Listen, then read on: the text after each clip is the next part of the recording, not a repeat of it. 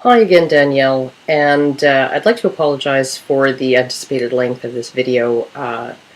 I figured that I would have to do a little bit more than put in a little more effort than you have had to in your video response to the question, is feminism hate? And I am not, however, going to apologize as much as some people should. Unlike others, I have some respect for my audience. I'm going to try and keep it under 45 minutes, and this video is hopefully organized and not too redundant because I scripted it. So, all that said, this very long video is going to address the one of the second maybe or third glib sound bites you offered in your video, and that happens to be tied into what I discussed in the first video in this series, which is that you don't think feminism is as powerful as Eric and I and many other people believe. This assumption on your part kind of rests on a secondary assumption, that women cannot be powerful or influential unless they hold positions of overt authority and power. I mean, I'm guessing that your belief is because women did not have the vote or the same legal rights as men, they had no say or influence over how society operated it. And this assumption itself rests on a tertiary assumption, which is the basis of feminist ideology, that the system was perpetuated by men, the only people with any power, and existed to benefit and privilege men at the expense of women. So we're kind of stacking up a house of cards in these assumptions, which all depend on the adjacent ones being demonstrably true in order for any of it to really make any sense. Which means that if I can demonstrate that women were historically able to have a major influence on society, say a couple hundred years ago, long before they had the vote, long before anybody had to pander to their wishes, it would follow that, one, the women's lobby is powerful, probably all the more powerful since female suffrage and the passage of equal rights legislation, and two, that feminism is fundamentally wrong about the historical balance of power in society and what the causes for it were. Now, to kind of preface, because I'm going to be talking a little bit about evolution and natural selection and stuff like that. I know it's sciencey, but just try and stay put. I'll try and make it seem interesting. One thing I found kind of interesting recently is that Barack Obama has stated publicly that he makes no major decision, without running it past his wife first. Now, Bill Clinton made a similar statement when he was president, something about how America was getting 2 presidents for the price of 1. Now, what I kind of find interesting about that is that unless he's just lying through his teeth and pandering to women, there is a woman who essentially has informal veto power over the political decisions of the U.S., and she was never elected to office. Because she wasn't elected, she can't be held politically accountable for her husband's decisions, even if those decisions were based on hers. Yet Obama sees her influence over his decisions as president as a good thing, rather than as a moral hazard. Now, there's a couple of old adages that you might recognize from history. They're supported by a ton of examples in real life, actual history, and in fiction. And they go something like this. Behind every great man is a great woman. And also, the hand that rocks the cradle rules the world. Now, if we're going to assume there's any truth in these 2 adages and the cultural examples that support them, including recent research that children learn sexist attitudes primarily from their mothers and not their fathers, we have to at least consider the possibility that up until very recently, overt power maybe wasn't something the average woman wanted much to do with. If behind every great man is a great woman, and if the hand that rocks the cradle rules the world, then women would have been able to convince men to allow them into those roles. And there are women through history who have been in those roles, of the head of state, right, of leaders of armies, the whole bit. So why wouldn't women as a collective have wanted that? I mean, while Obama is quick to give kudos to his wife where it's due, and even if nearly every political decision he makes is actually her decision, he gets the majority of the credit and the glory. Credit and glory is a form of accountability. It's positive accountability. You did that. Good for you. At the same time, if anyone gets impeached because of one of Michelle Obama's political decisions goes horribly awry, it won't be Michelle Obama, will it? In fact, I think she'll get a tidy settlement in the divorce that would no doubt ensue, and probably make a killing on speaking engagements and book sales. It's her husband who will bear any serious consequences for following her advice off a political cliff, because the buck stops with the one who has formal authority, doesn't it? What Michelle Obama enjoys is power combined with plausible deniability and immunity. And one thing that we know about history is that the buck that stopped back then was frequently one mean buck. Now, this is where things are just going to get kind of technical and science-y, where I'll be talking about basic personality differences between men and women and why I believe those differences evolved. For anyone with a hankering for a more detailed analysis, I will direct you to my video, The Tyranny of Female Hypoagency. For now, I'm just going to do a quick rehash of a few big differences between men and women. Men score much higher than women on dominance, venturesomeness, vigilance, and emotional stability, and women markedly higher than men on warmth, affiliation, apprehension, and sensitivity. Now, these are the biggest global differences in personality. These are the ones that skew the personalities of men and women to the point where there's really only about a 10% overlap. So any assertion that these differences are completely culturally engendered is kind of putting the cart before the horse. Culture is a construct that can only exist when it's compatible with our biology, with our physio-psychological natures. And as Margaret Mead clarified upwards of 100 times over 50 years, there is no evidence that she found, nor any reason for anyone to believe, that any human society has ever existed where gender roles were reversed. On a side note, despite her repeated public clarifications, the majority of introductory sociology textbooks still falsely credit her with the discovery of the first ever women on top, men on the bottom society. Anyhow, moving along. The traits men score higher than women on are traits that are suited to overt status hierarchies. The kind that in the past got you big rewards if you were smart and very lucky, and big costs, as in disemboweled or beheaded if you fucked up. There's a reason why in our much more immediately violent past, you know, back when wars were fought with close weapons that let you count your enemy's nose hairs, or where power passed to successors or usurpers from a dead man's hands. Well, there's a reason why kings actually had lower life expectancies than serfs. Likewise, back in the day, when an officer had to view the battle through binoculars or his own eyes rather than on a screen, rates of death for officers were often higher than those for low-ranking soldiers. Now, considering how dangerous all this stuff is, how likely it is to kill you before you hit the age of 20, how is it that men evolved to be so suited for it? I mean, wouldn't those dead men be genetic dead ends selected out of the gene pool? Well, sure, but the ones who made it to the top of the pile of male bodies, well, they tended to get a lot of pussy, and thereby pass on a lot of copies of their genes. I mean, look at Mick Jagger. Literally, a man as physically attractive as a sow's bunghole after a round of dysentery. He's got a lot more women eager to fuck him than that good-looking fit guy with the nice, steady accounting job. His estimated number of sexual conquests exceeds 4,000. Back in the days before the pill, that would mean a lot of little Jagger boys out there, wouldn't it? Most or all of them sharing some of his do-or-die, risk-taking attitude. The one that made him willing to risk being a loser garage band singer, working part-time at the 7-Eleven and living in his mother's basement on the one and God knows how many chance that he was going to make some serious bank and get some fame.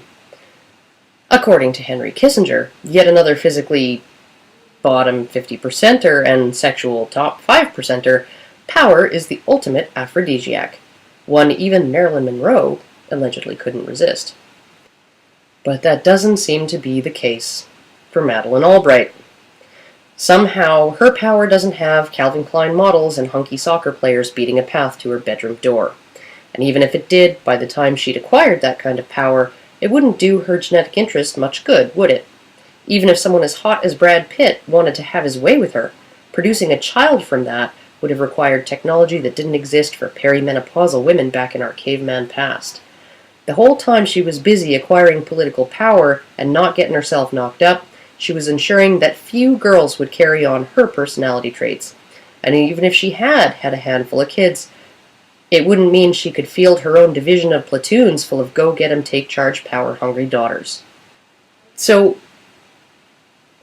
for men, power meant big potential social, political, and sexual rewards, and staggering reproductive career-ending potential costs.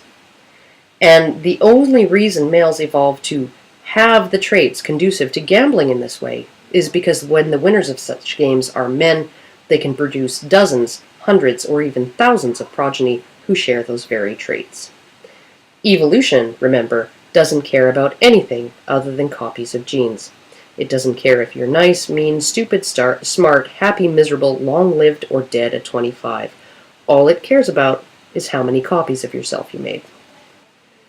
Not a woman in history or now, no matter how powerful and attractive she was, could have pulled a Genghis Khan, who produced upwards of 1,000 children, making virtually every other man in the vicinity fear and respect him, and making at least half of them also wish he were dead. So now perhaps you can understand how and why women not only did not evolve traits, on the whole, that would motivate them towards seeking overt political power, but traits that would often also lead them to avoid status seeking in risky, dangerous, competitive environments. Apprehension, sensitivity, traits that only handicap you when you're required to risk and fight and bleed and persevere to get to the top. And it goes even further than this, because ask yourself, how well was Cleopatra's genetic interest served by dying at 38 and exposing her not yet grown, acknowledged progeny to the regicidal politics of the day? Who was left to carry on her genes? On the other hand, how many children, legitimate and bastard, could a Julius Caesar have sired before he was killed? How many male offspring did he pass his bold, power-thirsty, high-stakes gambler genes to? And how many of them were illegitimate, and therefore not targeted for assassination? Overt power is dangerous and risky, Danielle, even now, because overt power invites accountability. And while accountability means your signature and not your spouse is on a piece of legislation, even if she convinced you to sign it, and your picture is the one to hang in the Hall of Presidents, even if she was pulling your strings during your ascent to power, it also means you get to take the blame when things go wrong or you make a mistake, and in the past, those things often led to death for yourself and all of your acknowledged male progeny. Hence the Michelle Obamas of the world, and the Eleanor of Aquitaines, and the Elizabeth Bathory's. The female power behind the throne, who doesn't get her head chopped off. One of feminism's biggest blind spots has always been the price that overt social, legal, and political dominance historically demanded of the men who sought it, and the men who didn't. It ignores the mound of mostly male bodies, and instead sees only the, in their minds, unfair and undeserved power of the man seated for his usually abbreviated life on the throne on top. It compares the historical position of those who were rarely allowed to gamble to the few men who gambled and won, rather than the many men who gambled and lost. And it assumes that there has ever existed a history in which women on the whole would have even wanted that same right to gamble, to risk dying in a trench, getting stabbed in the Senate, being executed for the bad luck of being the wrong person's acknowledged heir, when they could be a proverbial Lady Macbeth, a woman with tremendous influence and no one but herself to hold her fully accountable when her own ambitions blow up in her face. This is how women's historical position relative to men has always worked. Women influence, they manipulate, they persuade, and they demand, and while they don't usually hold formal power, and got little enough credit for anything good that happened other than those adages I mentioned earlier, they've also managed to duck a ton of historical blame. Blame that feminists are still ducking on behalf of women, and even on behalf of historical feminists the world over. I mean, feminists are looking at history through a lens of what women would want now, right? Not what women would want back then, right? And so they assume that because women didn't take that stuff or weren't given that stuff, that they must have wanted it, because in this environment, women do want it, right? In this nice, safe, easy, democratic environment where leadership changes hands through elections and not, bloody coups, feminists assume that women 500 years ago would want these same things, and this is just not the case. And they assume that women not having it meant that they had no power, and that's absolutely not the case either. I mean, feminists judge women's status in society 500 years ago based on the environment that we live in today. And they assume that women had inferior status in society because men were holding them down, and not because women were choosing to have that status and the privilege that went along with it. I mean, there's certainly plenty of evidence, historical evidence, showing that women really didn't feel that subjugated. You want an example? In the 1600s, a group of women petitioned the King of England to ban coffee houses because drinking coffee had Frenchified their husbands, made them lackluster in bed, and recalcitrant at home and at work. Setting aside the failure of this petition to convince the king, who I assume must have been fond of coffee, would such a petition even have existed? Would any woman of that era have ever seen it as an endeavor worthy of her time and effort, if women felt they had no influence on the movers and shakers in society? If they understood that they were mere slaves, subjugated and oppressed for the benefit of men, and expected their concerns to be ignored out of hand, because men in power can't be influenced by them? Or if they feared punishment or reprisal from those oppressive men who had created society for the primary purpose of exploiting and enslaving women for their benefit. I'm going to link to the text of that petition in the low bar. I'm sure that upon reading it, Danielle, you'll detect the tone of censure and demand in it, the air of hubris and expecting the king will give them what they want, and the derisive shaming they do of their Frenchified men who can't even get it up like the Spaniards anymore because of that horrible coffee. This is not a document written by a class of people living under someone's boot heel. It's a document written by women who feel entitled to make demands of the king based on their right to expect a standard of behavior from their husbands, fathers, and sons, and who have every expectation that the king will listen to them. Another example from 1600, from a book by Lucrezia Marinella, that really doesn't sound like women considered themselves subjugated, oppressed, or enslaved. Quote, "It is an amazing thing to see in our city the wife of a shoemaker or a butcher or a porter dressed in silk with chains of gold at the throat, with pearls and rings of good value, and then in contrast to see her husband cutting the meat, all smeared with cow's blood, poorly dressed. But whosoever considers this carefully will find it reasonable, because it is necessary that the lady, even if low-born and humble, be draped with such clothes for her natural excellence and dignity, and the man be less adorned as if a slave, or a little ass born to her service." Yeah, she sure seemed to feel that women were subjugated and enslaved. And all this talk of coffee houses and butchers aside, it's not like women haven't had their victories. Certainly not the case the last time a group of women decided it would be a good idea to ban something people like to drink. The suffragettes and the Women's Christian Temperance League almost single-handedly brought about prohibition in the U.S. And hey, they did it before women had the vote. The really cool thing is that most of the rhetoric surrounding the temperance movement revolved around drink causing men to be lazy, to suck at their jobs, and to be mean to women. In other words, booze made men not behave the way women wanted them to. That certainly doesn't reflect the attitude and demeanor of an oppressed class, does it? It actually reflects a sense of entitlement on the part of at least a small group of women to dictate standards of behavior for men on behalf of all women.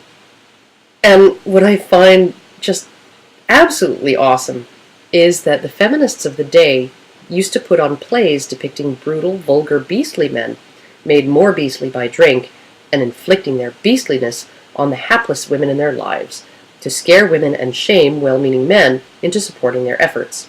Sounds almost white ribbony, doesn't it? It's like second verse, same as the first. and all the others. This seems to be the single most pervasive emotional argument feminists have always employed. If you don't do X, whether X is to pass some law or policy, or change some hierarchy, or amend your terms of service, or censor this person, or fire that person, it will harm women, or worse, cause men to harm women. This seems to be the go-to tactic for feminists right from the get-go. It's either sexual shaming, victim posturing, demonization of men, or some combination thereof. Save the damsels, or you're a misogynist. Support the damsels, or good luck getting laid. Free birth control and abortions for the damsels, or you're just sexists who want to control women's bodies. March through a clothesline for the damsels, or you support the rape of women. Lips that touch liquor will never touch ours. Temperance activist Carrie Nation even went on a rampage of shouting, shaming, and vandalism to bring attention to her cause, marching into bars and busting up the place.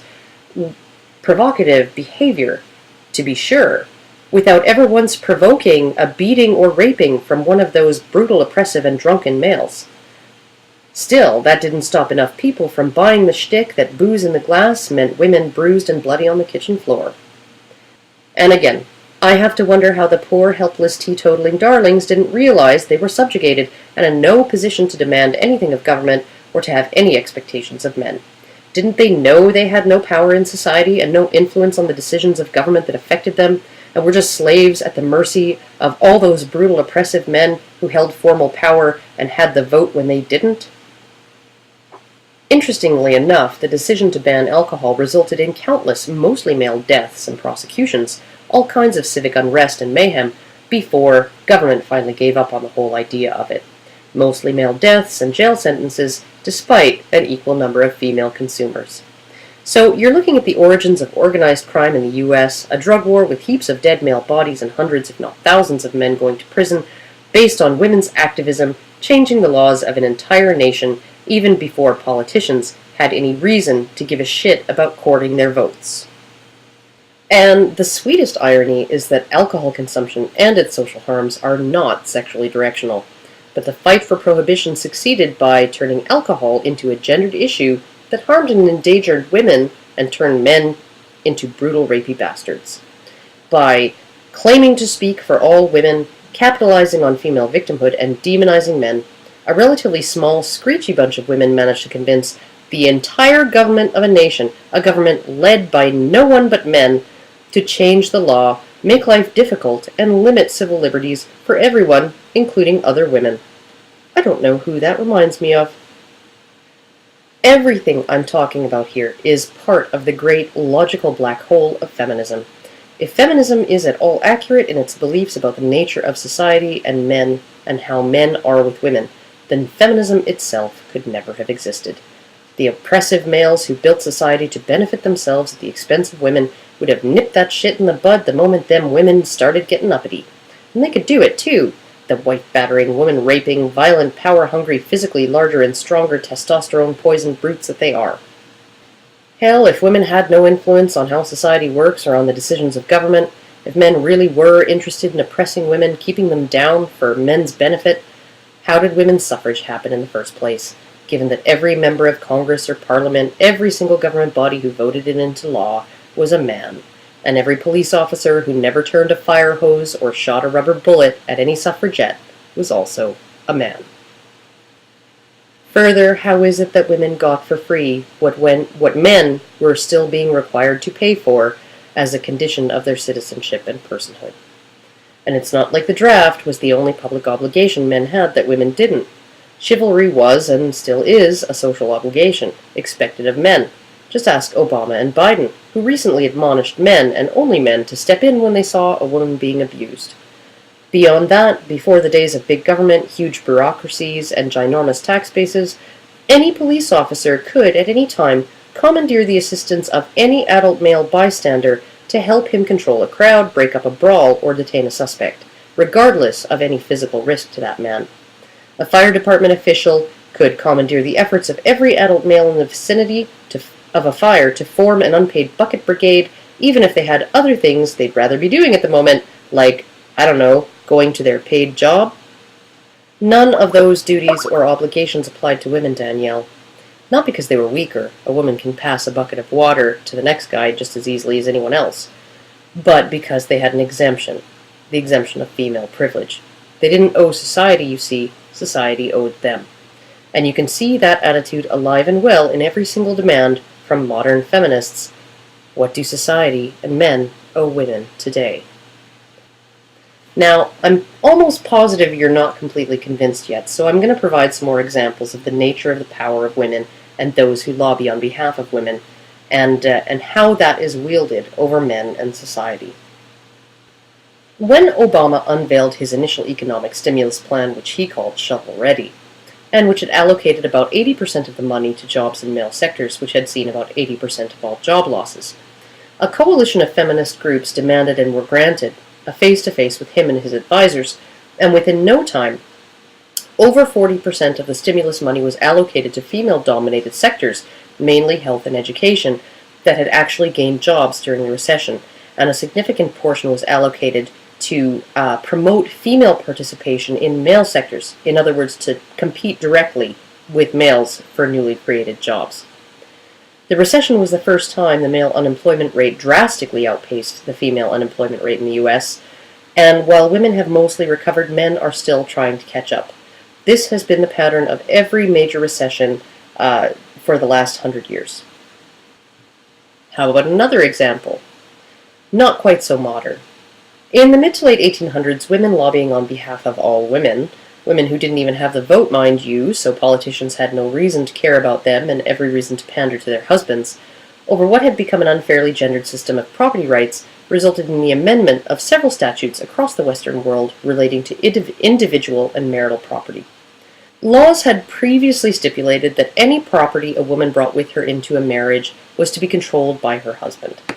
Though dower rights of various kinds did exist in different places, which could restrict what a man was legally permitted to do with properties gifted to or inherited by his wife, and even with his own properties, he was still considered the legal trustee of any and all property held by his wife and minor children, and any and all incomes earned by that wife and minor children. Keep in mind, this arrangement didn't really negatively affect the vast majority of women prior to the Industrial Revolution. In most marriages, the question of property was kind of non-relevant because there was none, and the question of income was equally irrelevant as there was, hardly any. Most labor at that time was essentially unpaid. Farmers would pay their rents in grain, and they would feed their families with most of what was left over. All family members worked toward providing for the family in whatever largely non-wage earning capacity they were best suited to.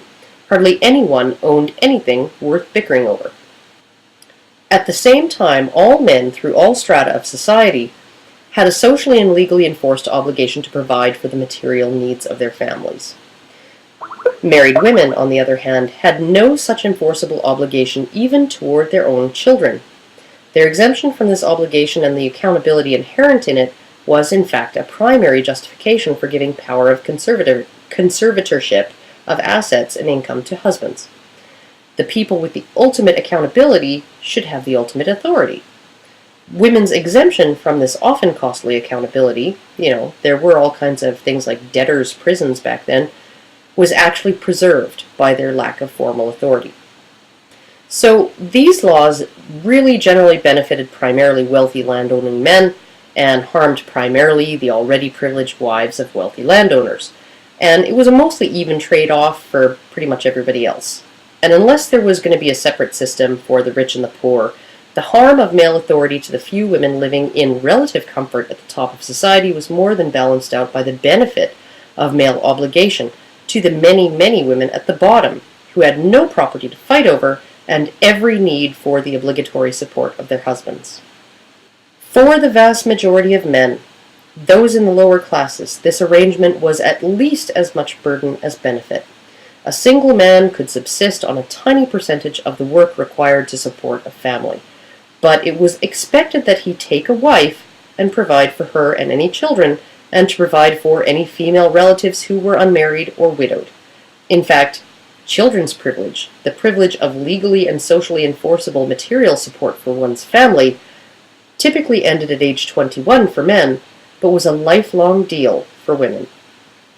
During the Industrial Revolution, with the emergence of a cash economy and the influx of working-class men, women, and children into the paid workforce. All of a sudden, there was property to fight over, and the women's lobby leaped to action and fought hard to protect the interest of women in their property.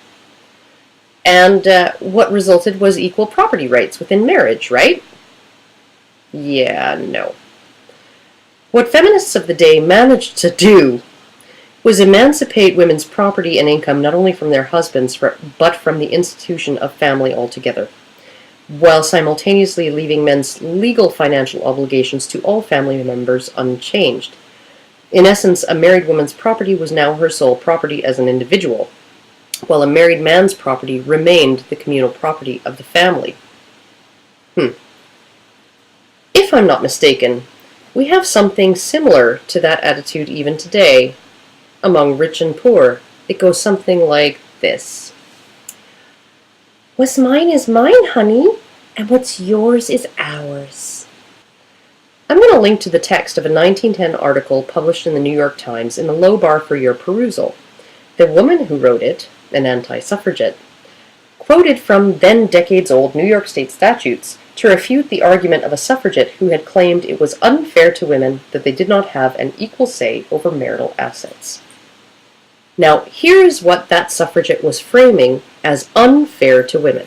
Here is the situation as it stood in 1910. Under the law of the time, a woman's property and income were solely hers, to dispose of or spend as she saw fit. A man's property and income were considered the property and income of the marriage, and he had a legal obligation to use said income and property to provide for the material needs of his wife and children. He had no control over his wife's property, even if it was gifted to her by him. At the same time, her life interest in his property meant that he could not sell certain types of property that he solely owned without her permission. If she depended on that property, say a house she lived in or wanted to live in, she could prevent him from selling it. But wait, it gets better. If she had property or income, and she chose to, she could legally leave her husband and children to starve. And if she did financially support them, say, for a period where he was out of work, she could then seek reimbursement in court from him for every dime she'd spent on his, their children's, and her own upkeep. But wait, Danielle, it gets even better. In addition to this very equal balancing of property rights within marriage, the balancing of debt obligation was a really sweet deal for those privileged men. He was liable for all the family debts, including hers, while she was liable for none of them. All debts generated by members of his family were his debts, even if that debt involved a loss relating to her solely and independently held property. In other words, if she took her own income and then single-handedly gambled her way into a huge debt, she couldn't be made to sell her diamond earrings to pay it, even if he'd given them to her, but he would be required to sell his watch fob. This liability and obligation persisted even if a couple were living apart within a legal separation, even if that separation was due to the wife's unilateral choice. The second point that the suffragette had was that rights over children were unfair to women because even though, under the statute, women were equal custodians and guardians of their children with equal rights over how their children were raised, the father controlled the child's income. You know, the person who has the responsibility to keep the child alive gets to control the child's income. This was the state of marital property affairs in New York State in 1910, and the ink on those statutes had been dry for about 40 years. Women had earned independent property rights within marriage, but men were still required to bear every ounce of financial responsibility toward women and children. And not only did the women's lobby, you know, that group you want everyone to believe isn't really powerful, not only did they manage to pull this off before women even had the vote, they then managed to convince the entire Western world that the arrangement was still unfair to women because the party with no responsibility for the material support of anyone, even herself, did not have an equal say over the marital property. Does that really sound like women collectively had no real power? Does it sound like feminism has no real power? And why on earth would a feminist like you attempt to disavow that power, if not to maintain plausible deniability and immunity and avoid collective blame if things go Pete-tong? A pretense of weakness and ineffectuality to avoid being held responsible for one's actions? We did that when everyone believes it was just, and then we're just women, we have no real power when anyone starts to notice they've been sold a bill of goods. Kind of like how I constantly hear feminists refer to default mother custody after divorce as a patriarchal norm. It's not feminists' fault, except that it is. The tender years doctrine was also a result of early feminist advocacy, again long before government had any reason to buy women's non-existent votes. Under traditional systems, men were given default custody of children because men had sole financial responsibility for the material needs of those children. In the case of a divorce, a man gained full custody of the children and retained full responsibility for the remaining portion of his family. A woman lost custody of her children, but bore no further responsibility toward those children or her husband. This situation was deemed egregiously unfair to women, I'm guessing because it made women cry, especially once women's increasing financial independence from men had upped the divorce rate enough that it affected more than just a minuscule percentage of them. Women were being harmed. They were crying and upset. Something had to be done. With the enactment of the tender years doctrine, women received default custody of all young dependent children. Hooray! Oddly enough, however, women did not, for some strange reason, receive sole financial responsibility for those children, nor even for themselves. The tender years doctrine gave all custody rights to women, but did not impose custody responsibilities on women, as had been the standard case for fathers under patriarchy. She now got the benefits, he got the bill. I consistently hear feminists framing paternal custody financed solely by fathers under traditional systems as unfair to women and male patriarchal privilege. But the earliest feminists saw maternal custody financed by fathers as, well, I'm not sure how they justified it, but it's important to note that with few exceptions, feminists are still justifying it. Whatever it isn't privilege. And this is one of the reasons I believe feminism is based on hate. Because these laws granting women the rights of men without imposing on them the responsibilities men historically bore were enacted by what feminists universally describe as an evil oppressive patriarchy whose primary function was to subjugate women for men's uniform benefit, and they were signed into law well before politicians had any need to pander to women voters. It almost seems as if the core purpose of the patriarchy was not to subjugate and enslave women, but to accommodate their every need, wish, and demand the moment they voiced it and it became remotely feasible for men to do so. Remnants of these early feminist efforts still persist today. There's the issue of lifetime alimony in Florida and other U.S. states, strong mother bias in family courts across the Western world, and in Michigan, it's still illegal for a man to sell his house, even if he's the only name on the title without his wife's permission, even as she can do whatever the fuck she wants with her own house. As an aside, I'm sure that's a super fun law for a technically still married man to deal with during the divorce negotiations when he's facing his and his ex-wife's legal bills and needs to liquidate his assets to pay for them. So, to put it all in perspective, suffragettes actually had the gall to complain that women did not have equal right of decision over men's property and income, even while he was legally obligated to support his dependents, including her with it, and she had no such obligation toward him or the children. Decades after women's property and income had been emancipated from their husband's power of decision. Yay! Fuck those privileged male assholes! Go Team Woman! Woo! The women's lobby also demanded and received the sole right to custody of minor children without the corresponding burden men had always borne along with that right, the sole obligation to support those children. When they weren't telling the world this arrangement was still unfair to women, they were calling it equality, and I suppose they were correct in a way. Women's rights were becoming roughly equivalent to men's obligations. And the extra awesomest thing about all of this is that contemporary feminists will almost always claim that mother bias in family court is the patriarchy. The tender years doctrine and its lingering effects and the maintenance of male obligations while handing unencumbered rights to women, none of that was women's fault. I mean, how could that even be possible? Not only were women powerless and subjugated, they didn't even have the vote.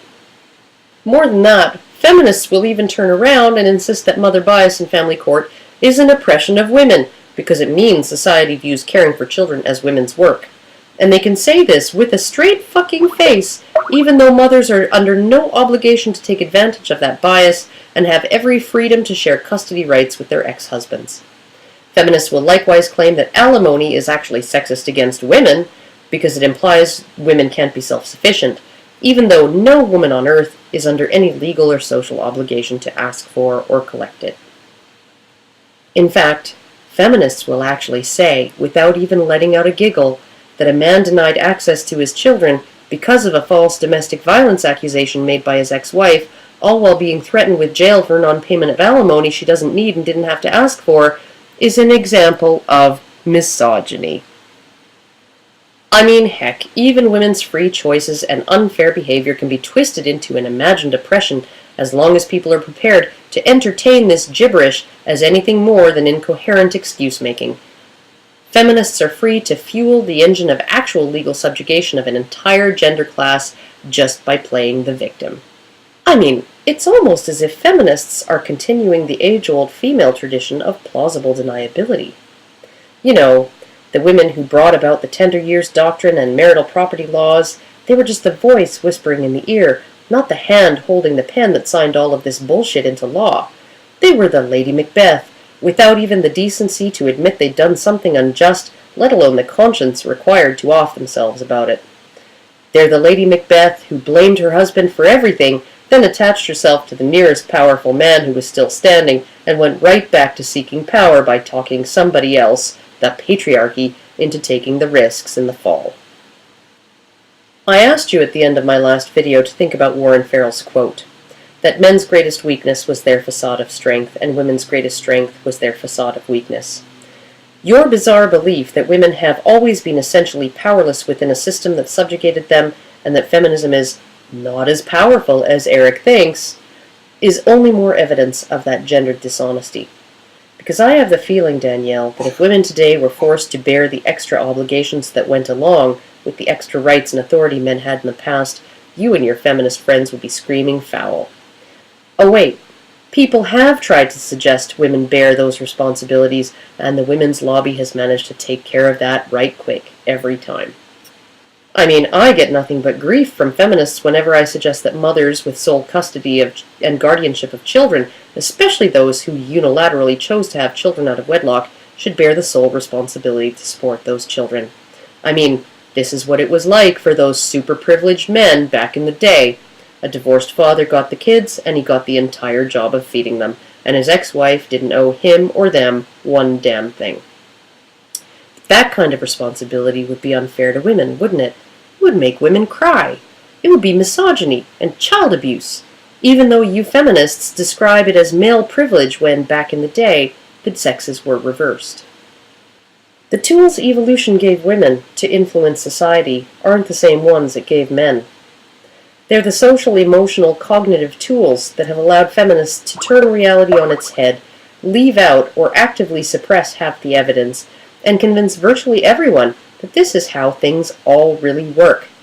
Better language skills, greater social cognition, greater emotional skills, and the benign, unthreatening mask of a neotenous female face, and the pretense of female weakness, even while they've historically engaged in intimidation, death threats, violence, vandalism, arson, information suppression, demonization of opponents, deceit, academic fraud, lunacy, censorship, and smear campaigns.